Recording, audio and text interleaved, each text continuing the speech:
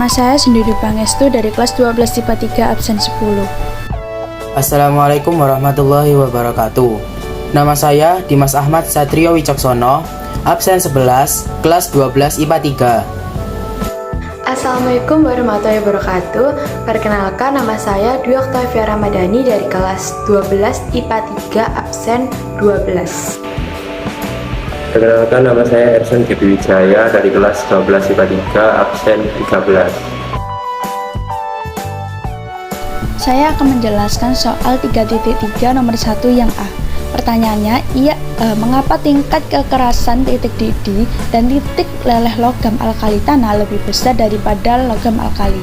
Jadi, jika dibandingkan logam alkali, jari-jari atom maupun jari-jari ion yang isoelektronis atau jumlah elektronnya sama, golongan alkali tanah lebih kecil.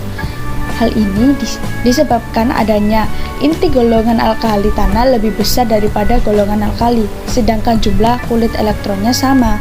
Adanya dua elektron valensi dan jari-jari ion yang lebih kecil daripada golongan alkali tanah, kerapatannya lebih besar.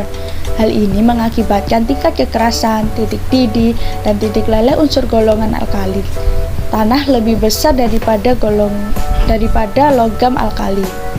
Jadi kesimpulannya, disebabkan adanya kerapatan logam alkali tanah lebih besar dari akibat adanya dua elektron valensi dan jari-jari yang lebih kecil dibandingkan logam alkali. Selanjutnya saya akan menjelaskan pertanyaan 3.3 nomor 1C, yaitu pertanyaannya, mengapa senyawa berilium lebih kovalen daripada senyawa-senyawa logam golongan alkali tanah lainnya? Jadi, unsur berilium dalam sistem periodik terletak pada golongan alkali tanah paling atas. Dengan demikian, energi ionisasi berilium paling besar dibandingkan unsur alkali tanah yang lainnya, sehingga mempunyai kemungkinan terkecil untuk membentuk ion. Jadi kesimpulannya, karena senyawa berilium lebih kovalen daripada senyawa logam golongan alkali tanah lainnya, karena energi ionisasinya paling besar. Saya akan menjelaskan soal 3.3 nomor 2. Pertanyaannya, bagaimana kereaktifan logam-logam alkali tanah jika dibandingkan dengan logam alkali yang seperiode? Mengapa demikian? Jadi, logam-logam alkali tanah kurang reaktif dibandingkan logam alkali yang seperiode karena energi ionisasi. Logam alkali tanah lebih besar sehingga elektron terluar lebih sulit untuk dilepas. Nomor 3A 3.3. Warna nyala apa yang terjadi jika senyawa logam kalsium dibakar? Jika senyawa logam kalsium dibakar, maka akan menghasilkan warna merah jingga. Nomor 3B 3.3. Warna nyala apa yang terjadi jika senyawa logam strontium dibakar? Jika senyawa logam strontium dibakar, maka akan menghasilkan warna merah bata. Air sadah. Air sadah adalah air yang memiliki kadar mineral yang tinggi, mengandung beberapa jenis ion Ca2+ atau Mg2+, sehingga mengakibatkan air menjadi keruh dan dapat mengurangi daya kerja sabun. Kesadahan air adalah 500 bpj atau 500 mg CaCO3 dalam 1 liter air. Contohnya adalah ketel yang berisi kerak. Nah, kerak itu merupakan hasil dari air sadah yang dididihkan yang dapat menyebabkan terbentuknya senyawa, yaitu kalsium karbonat yang berupa kerak. Kesadahan air dapat diketahui, contohnya ketika mencuci piring. Air yang digunakan adalah air sadah, maka sabun akan sukar berbuih. Air yang memiliki sifat sadah ditemukan pada wilayah yang menggunakan sumber air tanah atau sumur, di mana pada daerah tersebut memiliki lapisan tanah yang mengandung garam mineral, kapur, dan kalsium, dan biasanya juga terdapat di daerah pesisir pantai. Kesadahan ada dua jenis. Yang pertama, kesadahan sementara. Yang pertama, kesadahan dapat hilang dengan cara dididihkan. Yang kedua, disebabkan oleh garam-garam bikarbonat, yaitu kalsium bikarbonat atau CaHCO32 dan magnesium bikarbonat MgHCO32. Yang kedua, kesadaran tetap. Kesadaran tetap yang pertama, air yang memiliki kesadaran tetap, kesadarannya tidak akan hilang meskipun dididihkan. Yang kedua, disebabkan garam-garam kalsium dan magnesium selain bikarbonat, misalnya yaitu garam sulfat. Cara menghilangkan kesadaran.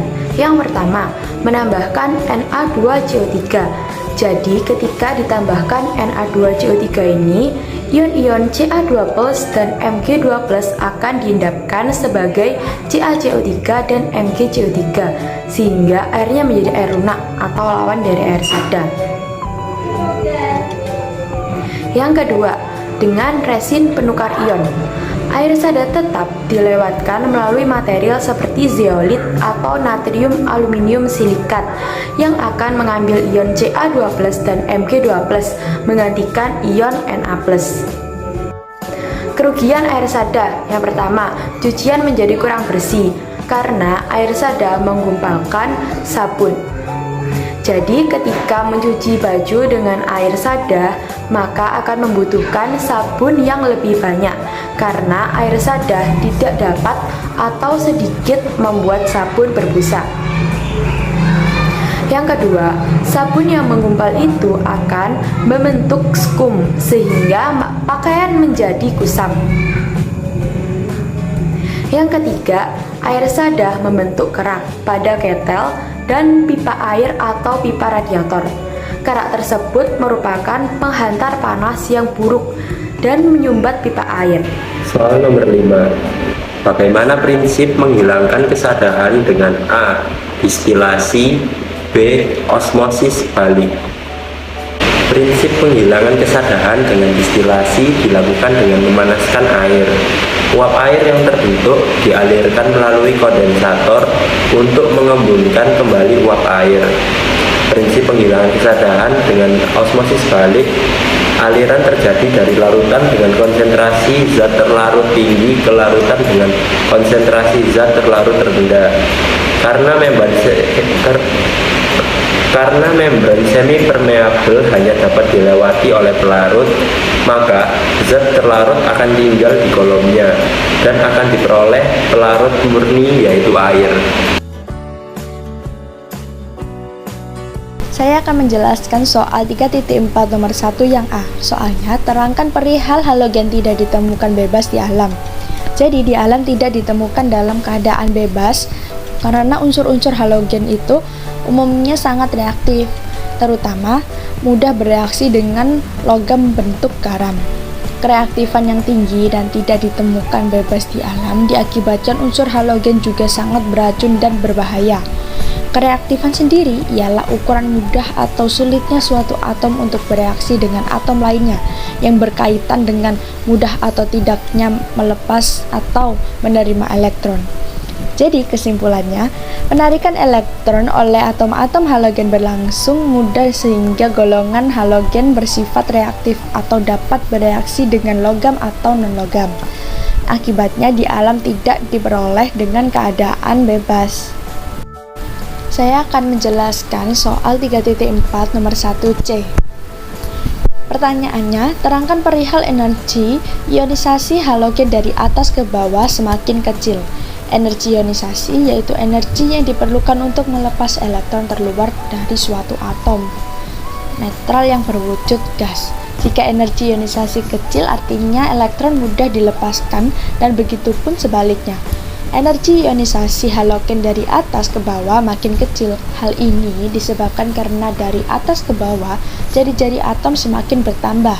Akibatnya, gaya tarik inti atom terhadap elektron terluar semakin lemah sehingga elektron lebih mudah untuk dilepaskan.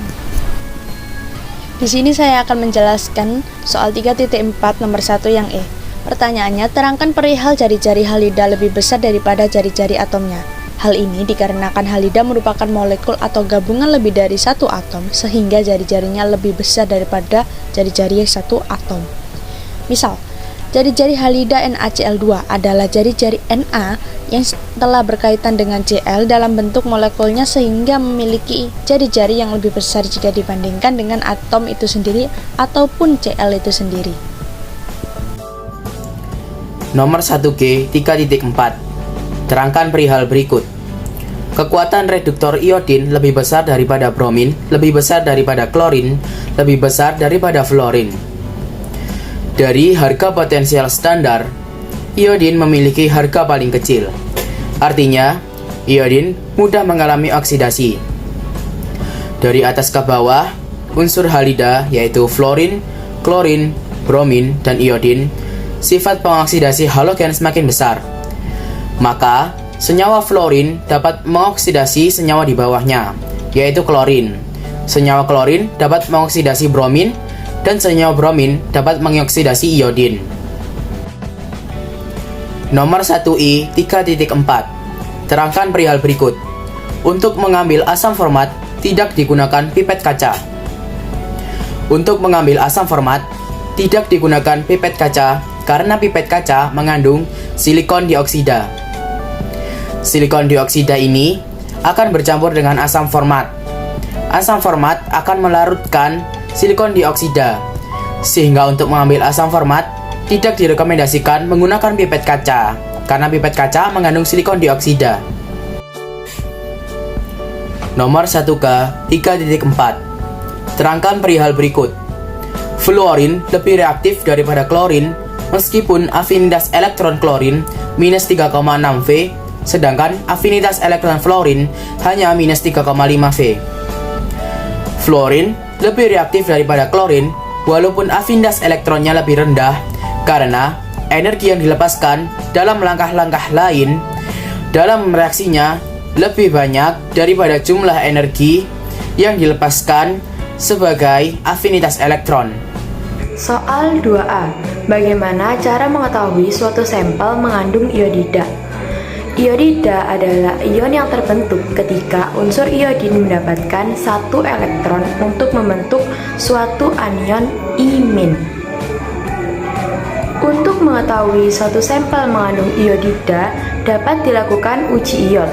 Uji iod dilakukan dengan cara meneteskan larutan amilum ke dalam sampel. Iodin akan bereaksi dengan amilum membentuk iodoamilum yang berwarna biru. Hal ini merupakan reaksi gas untuk iodin atau iodida. Pertanyaan untuk 2C. Bagaimana cara membedakan larutan fluorida dengan larutan klorida? Untuk membedakan larutan fluorida dan larutan klorida dapat dilakukan dengan cara menambahkan larutan yang mengandung ion Ag+. Karena ion Cl- pada larutan klorida akan bereaksi dengan ion Ag+ membentuk AgCl yang berupa endapan putih. Sementara ion F- dari larutan fluorida saat bereaksi dengan ion Ag+ akan membentuk garam AgF yang larut dalam air. Pertanyaan untuk 2E. Bagaimana urutan kekuatan asam dari HClO, HClO2, HClO3, dan HClO4? Asam oksihalogen dengan jumlah atom oksigen lebih banyak mempunyai sifat keasaman yang lebih kuat daripada asam oksihalogen dengan oksigen yang sedikit. Hal ini dikarenakan makin banyak atom oksigen, maka makin bertambah pula polaritas OH atau keelektronegatifan O besar. Akibatnya, ikatan OH mudah dirusak oleh air dan menghasilkan ion H+ yang lebih banyak pula. Jadi urutan kekuatan asam yaitu HClO4, HClO3, HClO2, dan HClO. Soal nomor 3A. Manakah yang termasuk asam terkuat? HOCl, HOBr, atau HOI? Keelektronegatifan adalah kemampuan sebuah atom untuk menarik elektron dalam satu golongan. Semakin ke bawah, jari-jari atom akan semakin besar, sehingga atom Cl lebih mudah menarik elektron karena jari-jari atomnya lebih kecil dari atom I dan Br. Urutan keasamannya adalah HOCl, HOBr, dan HOI. Soal nomor 3C. Manakah yang termasuk energi ionisasi terkecil? F, Cl, Br, atau I? Energi ionisasi yaitu energi yang diperlukan untuk melepaskan elektron terluar suatu atom. Energi ionisasi terkecil terdapat pada atom I karena atom I memiliki lapisan kulit lebih banyak daripada atom F. sehingga atom I lebih susah untuk melepas elektron. Unsur I dalam sistem periodik terletak paling bawah dibanding unsur F, Cl, dan Br, sehingga memiliki energi ionisasi terkecil. Soal nomor 3E. Manakah yang termasuk asam terlemah? HF, HCl, HBr, atau HI? Asam yang paling lemah adalah HF karena jari-jari atom F paling kecil dibandingkan dengan unsur halogen yang lain seperti Cl, Br, dan I, sehingga ikatan antara H dan F kuat. Jadi, jika dilarutkan dalam air, hanya akan ada sedikit ion H+ yang terurai. Karena hanya sedikit ion H+ yang terurai, HF dapat digolongkan dalam asam lemah. Tuliskan persamaan reaksi yang menunjukkan bahwa gas Cl2 dapat dibuat dari Cl- dengan menggunakan oksidator MnO4. Di laboratorium, klorin dapat diperoleh dengan cara oksidasi klorida atau Cl- dengan oksidator kuat seperti MnO4 dalam suasana asam. Karena MnO4 mempunyai potensial reduksi standar lebih positif daripada Cl2, sehingga pada kondisi larutan pekat dan temperatur tinggi dapat melangsungkan reaksi sebagaimana berikut ini. Nah, kita samakan dulu atom yang berubah bilox. Atom yang berubah bilox adalah Cl. Di sini di sebelah kanan Cl-nya ada 2, di sebelah sini ada 1, jadi kita tambahkan 2. Kemudian kita tambahkan elektron dengan cara di sini muatan elektronnya ada -2, di sini muatan elektronnya adalah 0. -2 ke 0 itu selisihnya ada 2. Nah, elektron itu akan menempati ke yang muatannya itu lebih besar. Di sini muatannya lebih besar adalah 0. Jadi karena selisihnya 2 plus 2 elektron. Kemudian yang direduksi MnO2 dan Mn2+. Atom yang berubah bilox adalah Mn. Di sini Mn-nya 1, di sini Mn-nya juga 1. Jadi sudah sama. Maka kita tinggal tambahkan oksigen O2 karena di sini ada O2 dan di sini tidak ada. Jadi kita tambahkan 2H2O. Nah, sehingga di sebelah kanan oksigennya sudah 2. Namun di sebelah kanan ada hanya di sebelah kanan ada 4. Kita tambahkan di sebelah kiri juga 4H+. Nah, kita tinggal hitung muatan elektronnya.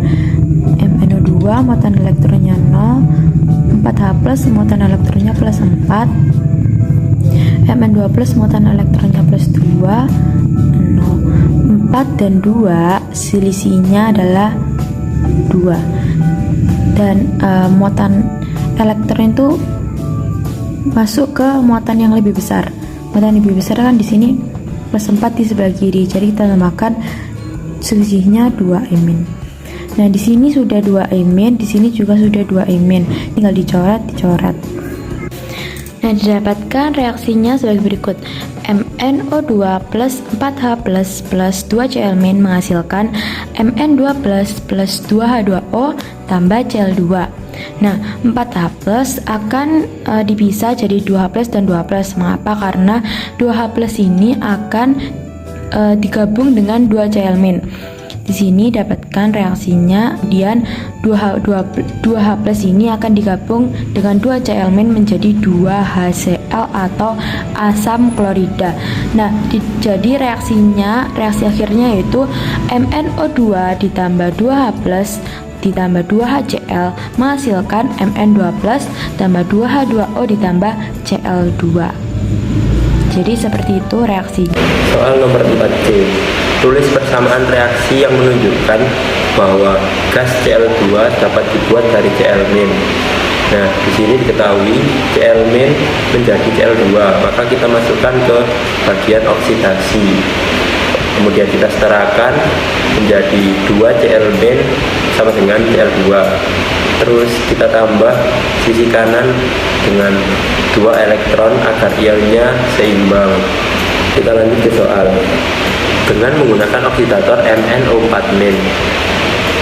Berarti kita masukkan MnO4- ke bagian reduksi. MnO4- menjadi Mn2+ ditambah 4H2O. Kenapa 4H2O? Karena pada MnO4- O-nya itu ada 4, jadi kita tambah sisi sebelah kanan 4H2O. Kemudian kita setarakan, di sisi kiri kita tambah 8H+, karena di sisi kanan H2-nya ada 4 jadi 8. Terus kita tambah 5 elektron di sebelah kiri agar ionnya seimbang. Lalu kita kalikan bagian oksidasi dikali 5 dan reduksi dikali 2 agar elektron pada masing-masing bagian dapat kita coret. Hasilnya 10 Cl- menjadi 5 Cl2 pada bagian oksidasi. Kemudian pada bagian reduksi 2 MnO4- ditambah 16H+ menjadi 2 Mn2+ ditambah 8H2O. Kemudian kita jumlahkan hasilnya. Hasil akhirnya menjadi 2 MnO4- ditambah 10 HCl ditambah 6H+ menjadi 2 Mn2+ ditambah 5 Cl2 ditambah 8H2O. Kenapa di hasil akhir terdapat 10 HCl? Jadi HCl itu jika kita sederhanakan itu menjadi H+ ditambah Cl-. Nah, di hasil perhitungan kita memiliki 10 Cl- dan 16 H+. Lalu kita 10 Cl- sama 16 H+ itu bisa kita gabungkan menjadi HCl. Nah, oleh karena itu 10 Cl- kita tambah dengan 10 H+ menjadi 10 HCl. Nah, sisanya ada 6. H+-nya itu ada 6. Jadi hasil akhirnya 2 MnO4- ditambah 10 HCl ditambah 6 H+ menjadi 2 Mn2+ ditambah 5 Cl2 ditambah 8 H2O.